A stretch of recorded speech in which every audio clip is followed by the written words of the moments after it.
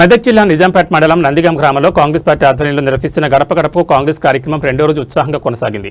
Congress party నాయకుడు Leela group chairman Meenakshi, doctor Mohan Naik స్వయంగా గ్రామంలోని ప్రతి ఇంటికి వెళ్లి ప్రజల యోగక్షేమాలను అడిగి తెలుసుకున్నారు.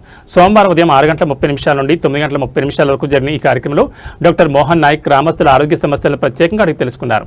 వృద్ధులు, మహిళలు ఎదుర్కొంటున్న దీర్ఘకాలిక వ్యాధులపై అవగాహన కల్పిస్తూ వారికి అవసరమైన ఉచిత మందులను అక్కడికక్కడే అందజేశారు. కేవలం రాజకీయాలకే పరిమితం కాకుండా వృత్తిరీత్యా వైద్యుడైన ఆయన ప్రజల వద్దకే వెళ్లి సేవలు అందించడంపై గ్రామస్తులు హర్షం వ్యక్తం చేశారు.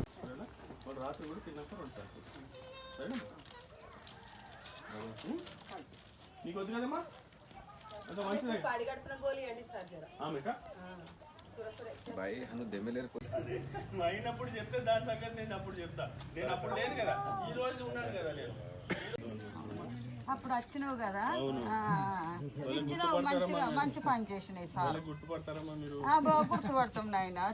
చూడు, పొద్దున తిన్నాక 2 కలిపేసుకో, మళ్ళీ రాత్రి తిన్నాక 2 కలిపేసుకో, సరేనా? సరే సరే సార్, ఉన్నది నేను అక్కడే ఇవి వేసుకో, సరేనా?